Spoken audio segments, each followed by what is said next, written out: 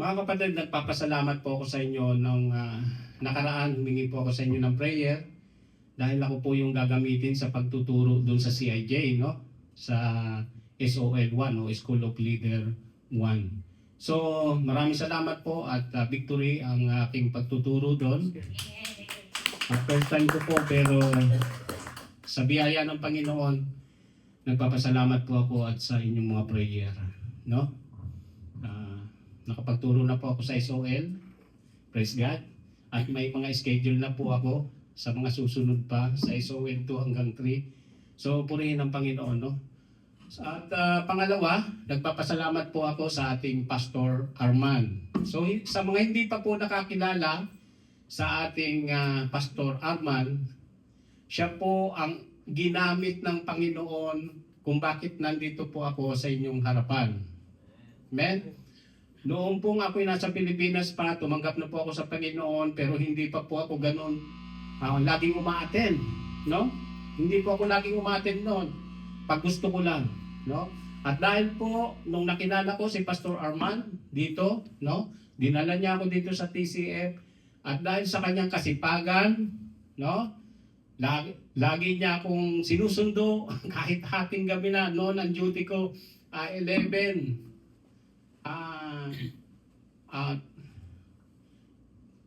Wala po akong day off nung time na yun. Nung bago pa lang ako dito, wala po akong day off. Broken time po ako. Papasok po ako ng 8 ng umaga, 1 o'clock ng hapon, pahinga po, o 12, no? Tapos babalik po ako ng 5 p.m. hanggang 11 or 12 din ng umaga na yun.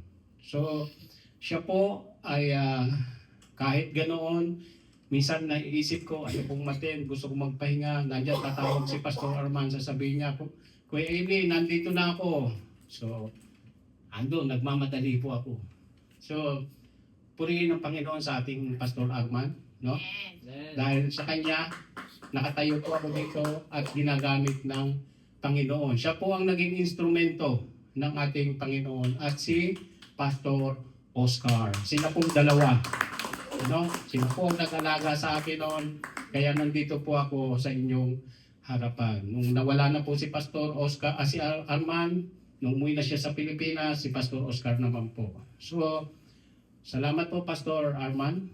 At siya rin po ang nagdala sa kay Kuya Bong. Kung kilala niyo si Kuya Bong, no? Si Kuya Bong, yung ating matulungin na kapatid. Siya rin po ang ginamit ng Panginoon. Purihin natin ang pang-ating Pastor Arman. Miss you po, Pastor Arman. So, maraming salamat po muli sa inyo. Continue prayer po sa akin para sa patuloy na paggamit dun sa CIJ. Sabi nga, kailangan ng church ang tinatawag na, anong tawag doon? Mentor. No? Mentor. Dapat po may nagme-mentor sa church. Amen? Kasi po, pag walang nagme-mentor sa church, baka maya-maya may mali na tayong ginagawa, hindi pa natin alam. So, kailangan po may nagme-mentor para meron pong nagpapaalala at nagre-review. Amen? At yan po ay ang CIJ, Church in Jeddah. Yan po ang ating mentor. Amen? Siyempre, unang-una ating mentor, ang ating Panginoong Hesus. Amen? At ang pangalawa ay ang CIJ o Church in Jeddah. Maraming salamat po. Glory to God. Praise God. Maraming salamat, Pastor Eli, aka Dansky. So, sino pa po ang mga pinagpala? Siyempre, Kuya Saldi yan eh. Praise God sa buhay ng nagbinigay na Lord, yung sana ko na kahit patamad-tamad yun magpasok sa school.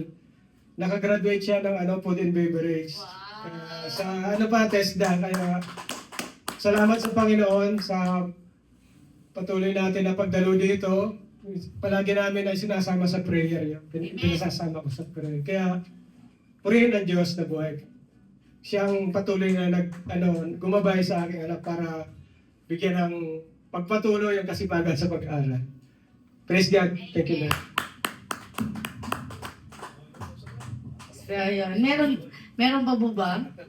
So, ayun. On behalf of TCFIM, kami po, Pastor Arman, ay nagpapasalamat sa inyo pong turo at sa inyo pong paghahayag ng salita.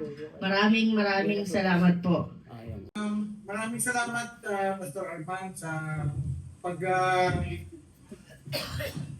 pagtanggap mo na ikaw ay makapag-share ng Word of God sa ating mga kapatid. Na-privilege po kami sa mensahe na pinarating ng Panginoon sa pamagitan mo. Pastor Eli, pasensya na po mga kapatid. Next Friday ako po ang nakaschedule na tagahatid ng salita ng Panginoon. Amen po. Pero I promise na makapagsalita pa rin ako. Mayroon kaming family outing sa Guimaras.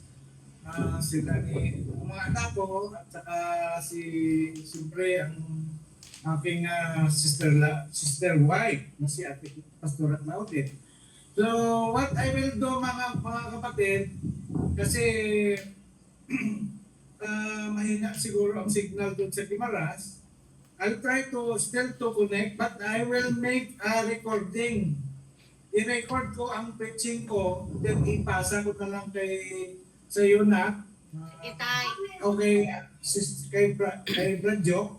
Tapos i-play na lang ninyo ang preaching ko. Pero I will try to connect pa rin na ma-monitor ko ang ano. Okay lang ba sa inyo mga kapatid? Okay, Tay. Okay, thank you so much for your understanding. No worries, Tay. We I love understand. you all. Love you, Tay. Sige na, bye-bye. God bless you all.